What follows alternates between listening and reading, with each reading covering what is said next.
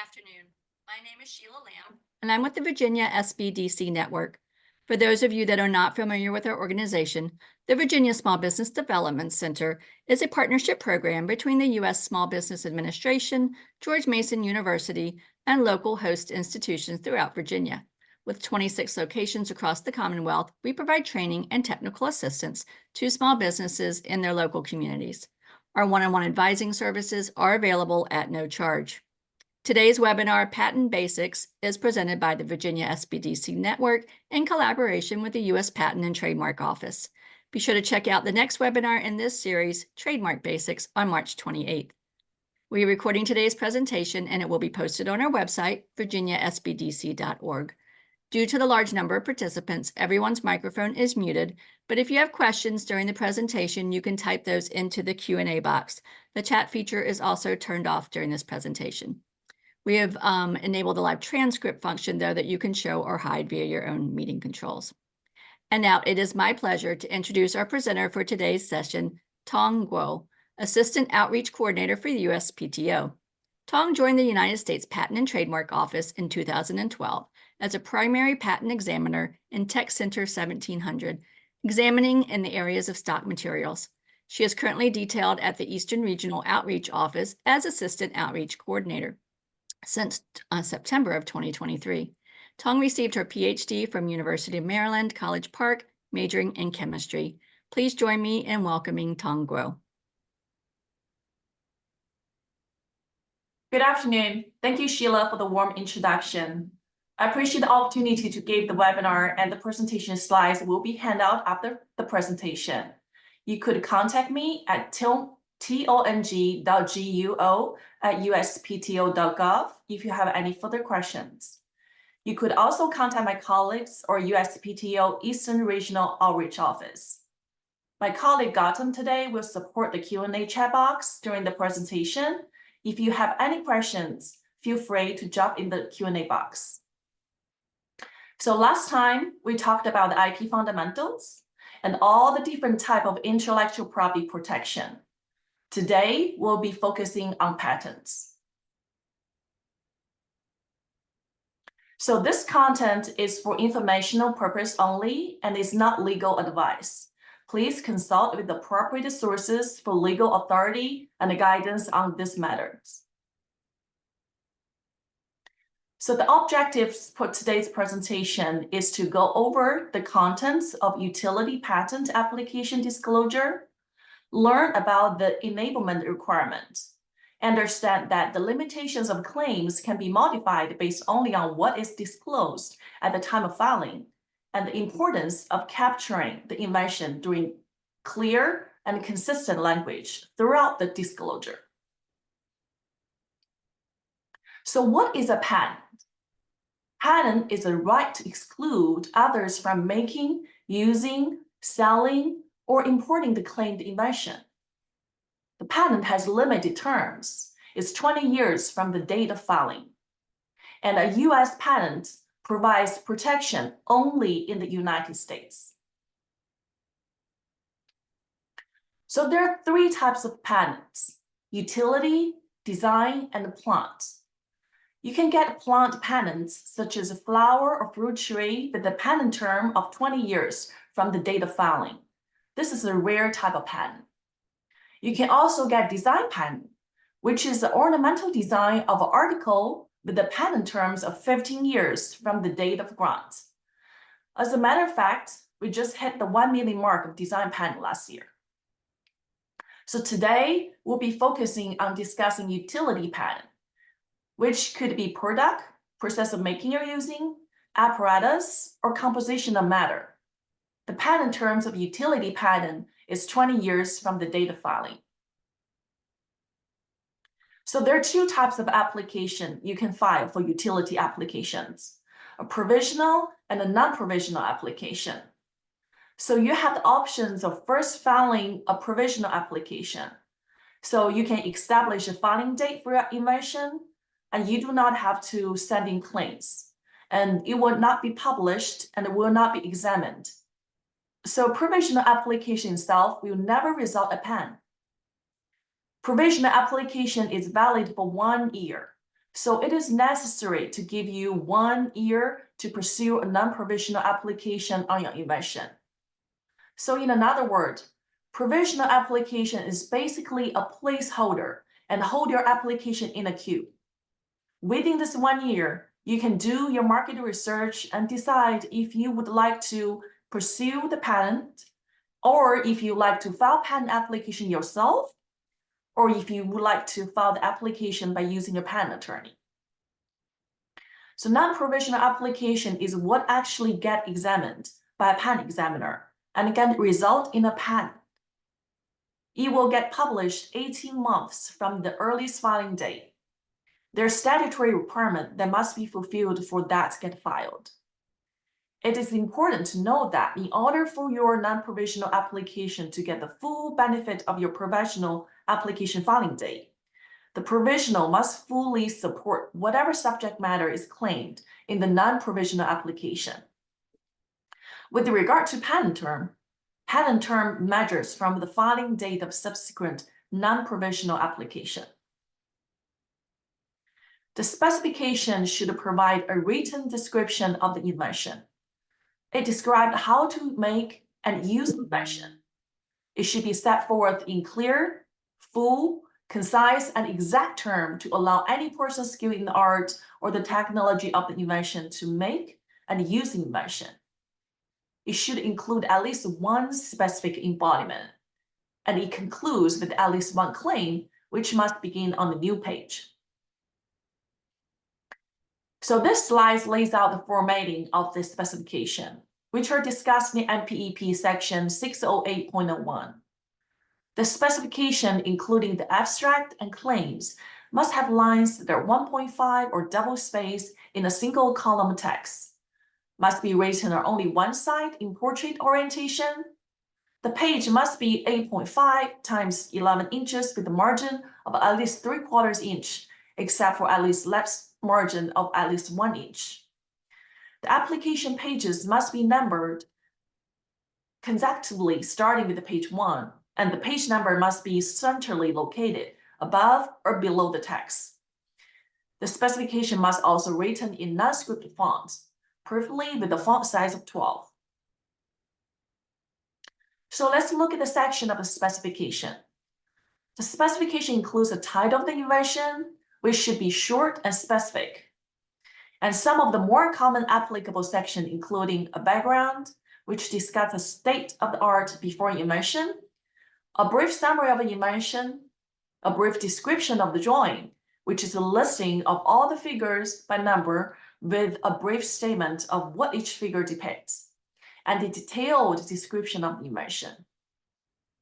On the separate sheet, you also can find at least one claim, and on another separate sheet, you must also have abstract, which is one paragraph less than 150 words. So NPEP 608.01 discuss the arrangement of the application elements and lay out the orders of the sections of the specification. So now we're going to go in a little bit more details about the required and more common section of the specification. The title of the invention should be short and specific and be descriptive of the invention. You should think of the title as a quick description of your invention, and it should allow a reader to readily ascertain what your invention is and what field it is in. So you should avoid generic language such as system and method for. These are some of the less commonly used sections of the specification and are applicable only in certain applications. I do want to point out the cross-section to related application should be included if you're filing a continuation, divisional, or claiming priorities to a provisional application. So in the next several slides, I'll be referring to specific section of the NPEP so you can look at to get more detailed information. So what is MEP? So NPEP is a manual of patent examination procedure, and it sets forth all the laws and the regulations that must be followed during examination of patent application. The full text of the NPEP can be found on the USPTO webpage. The background of invention section would be where you can describe at a high level of the areas of fields pertinent to your invention. You can also describe prior arts related to your invention, such as what you know has been done before, problems that has led you to come up with your invention, and description of prior arts you know about. The brief summary of the invention section is where you would provide a high-level description of your invention and what it does. Describe the problems you solve using your invention, and describe what makes your invention unique or different. If you submit drawing with your application, your specification must include a brief description of the drawing section. If you have drawings, the section must be provided before your application is considered complete and released from the initial processing. The brief description of the drawing section includes a listing of all the submitted figures and a brief statement of what each figure depicts. So drawing are required parts of the disclosure of your invention if you are required to understand the invention. All drawing necessary to understand the invention must be submitted with the initial filing of your application, as they will not be allowed to be introduced after the filing date. The drawing must show every feature of the claimed invention, and they must contain as many views as necessary to show the invention. 37 CFR 1.84 set forth the standards for drawing. It needs to be black and white drawings are normally required for utility and design applications, and color drawing are permitted in design application. Color drawing may be accepted in utility patent application, but only after granting of a petition explaining why the color drawing are necessary. More details about the drawing requirements can be found in MPEP 608.02. These are the requirements for drawing. And again, drawing are only required if they're necessary to understand the invention. Black and white drawings are normally required, and the lines and numbers must be heavy enough to permit adequate reproduction. Each figure must be labeled, and the reference characters should be used to denote specific components of the figures. Each reference character should be used consistently. No single reference character can be used for two different parts, and each reference character used in the drawing must be described in the description. In particular, the detailed description of the invention section, which we will go over in a few slides from now on. You should also avoid using descriptive words in the figures. And again, more details about the drawings requirement can be found in MPEP 608.02. The abstract must start on the separate sheets with the heading abstract. The abstract is a single paragraph in the narrative form, and it must be 150 words or less, with 1.5 or double spacing. The abstract should not be a repeated of the claims or brief summary of the invention, but rather, the abstract should point out what is new in the technology and is written to enable the public to quickly determine the nature of the technical disclosure of the invention. MEP 608 discusses the requirements of the abstract. So now we're going to talk about the detailed description of the invention section. This is a very important part of the application. If we think of your patent claims as a fence that defines the boundaries of the physical property, the specification is where your materials to build the fence lies. And much of the materials or potential materials you want to use to build your fence are in the detailed description of the invention section of your specification. The detailed description of the invention section is where you explain your invention and process of making and using in a full, clear, concise, and exact terms. You want to focus on explaining the structure, processes, and the compositions of the invention. And if you have drawing in your application, you want to refer to the figures and explain the different parts of the figures by using the reference numerals shown in the figures. So if you have experimental data, this is all the section that you want to discuss those in detail. Again, MEPP 608.01 provides more information regarding the detailed description of the invention section. The detailed description should provide clear support or antecedent basis for all terms that use in the claims. So the meaning of the claim term in the claim must be ascertainable by reference to the description. This is more of opinion illustration, but it can be really helpful if you draft your claims first. Then you can go back to the fence analogy where your claims are the fences or your specification is your backup materials to build the fence. It may be easier to determine what materials you need to build your fence once you have a visual of what you want your fence to look like. So by drafting your claims first, you can decide on the terminology to use. The terminology you use must be consistent throughout the specification. You can also figure out what terms need to be defined or explained in more details in the specification. The claim can also serve as a checklist to make sure the detailed description provides support for the claims. You also want to keep in mind what direction you want your claims to go in throughout the examination process. For example, if you want to amend your claim to overcome prior art's rejection by adding new claiming limitations to the claim, those new limitations must have support in the specification. That is, those new limitations must come from somewhere in your originally filed specification. But again, this claims to specification order is just a suggestion and is a matter of personal preference. You may find that it's more helpful for you to write your specification first than derive your claims from that.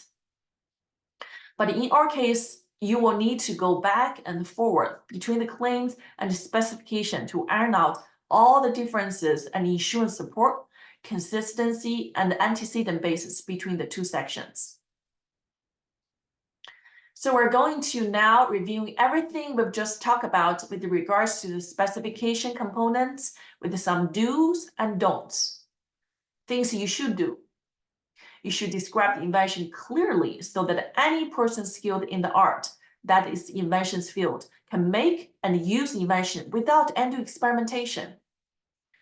If you have drawing in your specification, while referring the drawings, be sure that each reference numerals is used for only one part depicted in the drawing and is used consistently. That each reference numeral shows in the drawing is mentioned in the specification. You should provide at least one specific embodiment, including the best one known to you at the time of filing. If you're submitting drawings with your application, you should want to make sure there is a brief description of the drawing section that includes each figure's reference by its full label.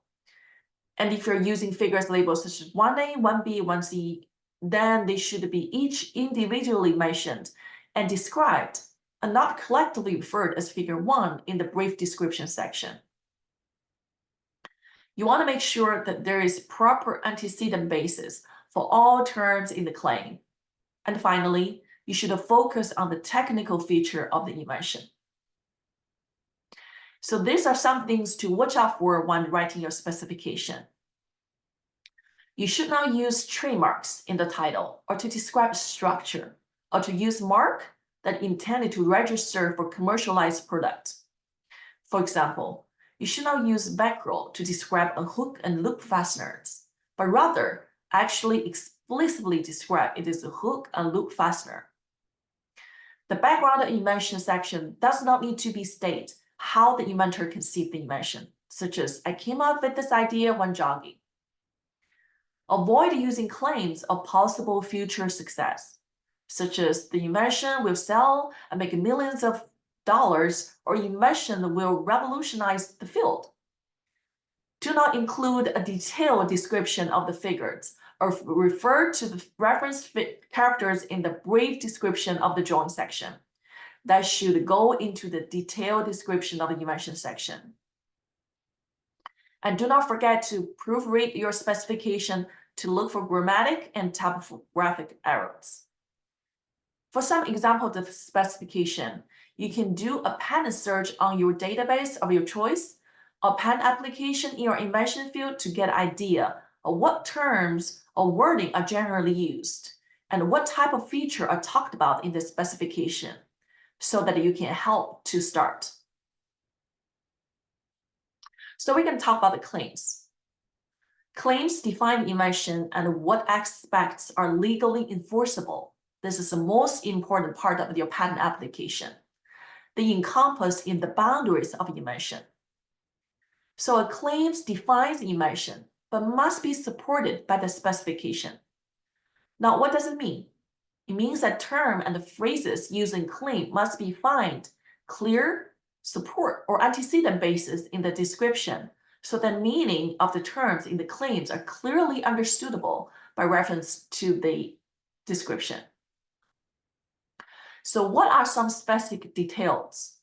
So you should start claim on a separate sheet with the heading called claim listing.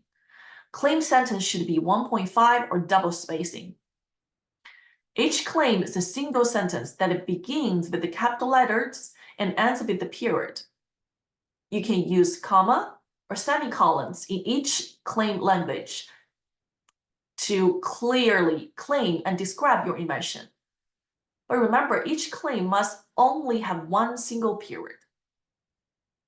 Keep in mind that these are additional fees that required if you have more than 3 independent claims or more than 20 total claims. You must number claims consecutively in ascending order. For example, 1, 2, 3, 4, and so forth. And the original number of the claims must be preserved throughout the prosecution. For example, if you originally filed a claim 1 and 2 and 3, then you decided to rewrite claims 1, 2, and 3 completely, and you want to cancel the claims. So what you can do is you can cancel the claims 1, 2, 3 and add claims 4, 5, 6. But what you shouldn't do is first cancel claims 1, 2, 3, then add again claims 1, 2, 3 to claim your invention. Basically, once you cancel a claim, you cannot add the same claim number back again. But you can add new claim numbers with essentially the same claim language as the canceled claim. So what are some claim requirements? Again, a non-provisional application must have at least one claim, and the claim must particularly point it out and distinctively define the invention. Claims are written in independent or dependent forms, and there must be at least one independent claim. A dependent claim necessarily incorporates by reference all the limitations of the claim to which it refers to. In other words, the dependent claim incorporates all the elements of its independent claim from which it depends on. So a dependent claim must refer to preceding claim so that readers knows what claim the independent claim is depending from, and the dependent claim must further limit claim invention. In another word, the independent claim is broader than the dependent claims. An independent claim could be like house. An dependent claim could be like the rooms in the house or the size of the house. The boundaries of the dependent claim is narrower than the boundaries of the independent claims from which it depends on. So what do you plan to write a claim that best reflects your invention? Drafting a claim is an art. Not only do you need claims to reflect your invention, but also to protect your idea from being stolen by working around. When a claim is too specific, it might not provide as much value because others can easily work around it. But on the other hand, if the claim is too general, it might not be patentable because it's possible that your general claim might be known in that field. So if you want to think about finding that balance between the invention that is too general and that one is too specific.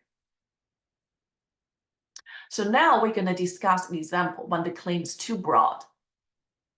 So there are some questions to ask yourself when you're doing the claim drafting.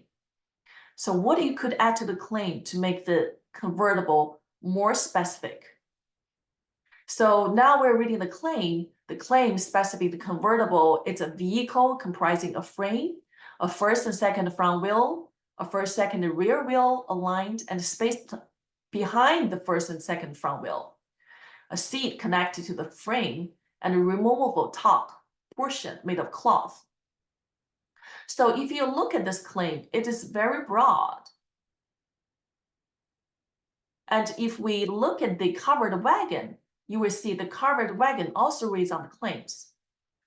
So now we want to ask yourself when we do the claim drafting, what you want to add to the claim to make the convertible is more specific and so that it can distinguish it from the covered wagon. Are there some difference more important than other differences? Again, the claims can only be amended and added new subject matter that was disclosed in the original file specification. So the point we want to discuss here is if you look at it, all the underlines are the claim amendment that is added to early on to overcome the prior arts. So the point here is not whether or not difference highlights are obvious under 103. The point is that there are a multitude of difference between the convertible and the wagons that could be claimed to attempt to patentable distinguish the device. Underlined words are those added from the previous slides. The applicant can consider which difference are more important or critical for their invention when trying to patentable distinguish claims from the prior arts. For example, is adding a yellow important? For critical, how does this support one business strategy? You may not have a patent, but you may certainly have another type of IP. So when you drop the claim, you should think about what are you trying to invent? Is this a product or is it composition of matter? Is it apparatus? Is it a product using or making? For example, if you want to treat or diagnose something with a tangible product. So if you're claiming a tangible product, you should claim the components or pieces that compose invention and how they're interacted to each other. And you are allowed to claim multiple inventions, like one independent claims for composition and another one independent claims for method. You can also claim multiple versions of each invention, like one independent claims for product A, for example, a car with 2 doors, and another independent claim for product B, which could be a car with 4 doors. So you should try to think strategically. Think about what goals you want to accomplish. Do you want to obtain the broadest valid claims? Do you want to obtain claims with a variety of types of scope in one application filing? And goals could change. Strategies might also change. Maybe at the time of filing, you have a different goal, but during prosecution, after seeing prior arts or the office actions from the examiner, you might want to adjust your goal or strategies because what you claim might not be patentable based on the prior art cited. So you might have to adjust your offense and make it narrower. Remember, it is possible, though, that some claims you file are likely to be patentable without amendment. You might also want to consider your budget. You're allowed to file 3 independent claims without additional fee. Any additional independent claim will be subject to a fee of about $100 each, and the fee is subject to change. You are also allowed to file 20 claims without any additional fee. Anything more is subject to a fee of $25 per claim. Note that for this slide, the costs are only for microentity status. As a reminder, to qualify for microentity status on the gross income basis, you must qualify as a USPTO defined small entity, which is fewer than 500 employees. You must not have been named as an inventor on more than 4 previously filed applications. Your gross income in the previous year from which the fee is paid must not be more than the maximum qualifying gross income, and the amount is about $225,000. And if you're not under the obligation to assign, grant, or convey a license or another ownership interest to another entity that does not meet the same maximum quantification gross income. So in general, a claim should have three main parts: a preamble or the introduction of what type of claim are you intending to claim. For example, a method, a product, an apparatus, or a composition. For example, a preamble could be a method of making a car. Next, you will need a transitional phrase, such as comprising or consisting of. And we're going to go into more detail as to what does this mean in the next slide. And then finally, a body that recites the element of the invention.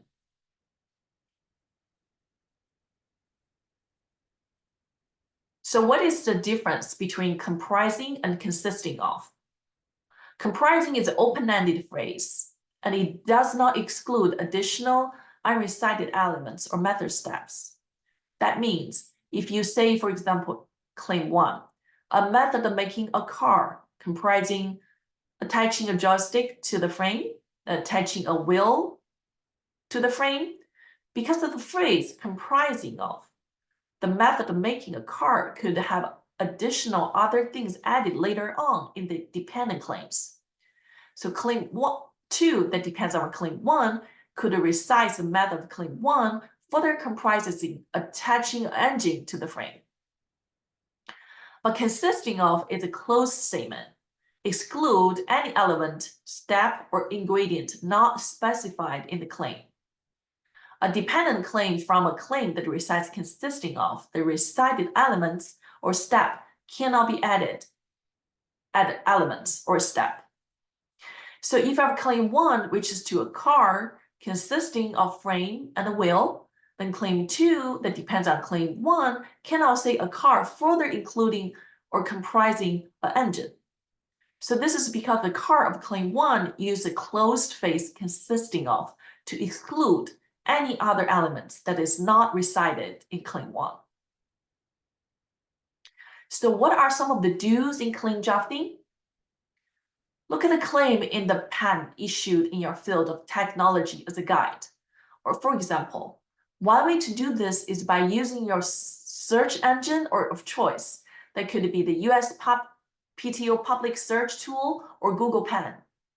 While writing the claim, you should particularly point it out and distinguish claim, the subject matter regarded as the invention. Consider drafting your claim first, then your specification based on terms used in the specification claims. Review both claims and specification to make sure necessary additions and corrections so that the claim term finds support in the specification. Then ensure that each term has a proper antecedent basis. Then think about what legal protection you need for your invention and tailor your claim accordingly. Repeat this throughout the process to define your claims and the specification. So what you should not do. Do not write claims that it covers two statutory classes of invention. You cannot combine a method and apparatus in one claim. Do not use terms inconsistently between the claim and the specification. Again, the claim should find antecedent basis in the specification. Do not write a multiple sentence claim. Remember, each claim is only one sentence. Do not refer back to only portion of another claim in the further dependent claim. For example, you should not write the widget of the apparatus of claim 1. Instead, you should say the apparatus of claim 1 wherever the widget is made of iron.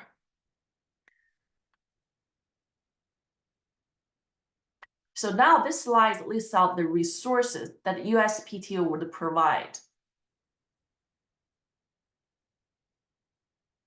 Thank you, Sheila, for the presentation opportunity on topic of patent basics. And is there any more questions?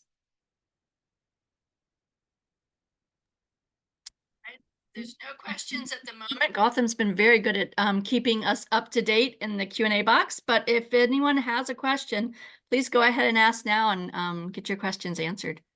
And you will receive these slides, so don't worry, you'll have all those resources right in your hands.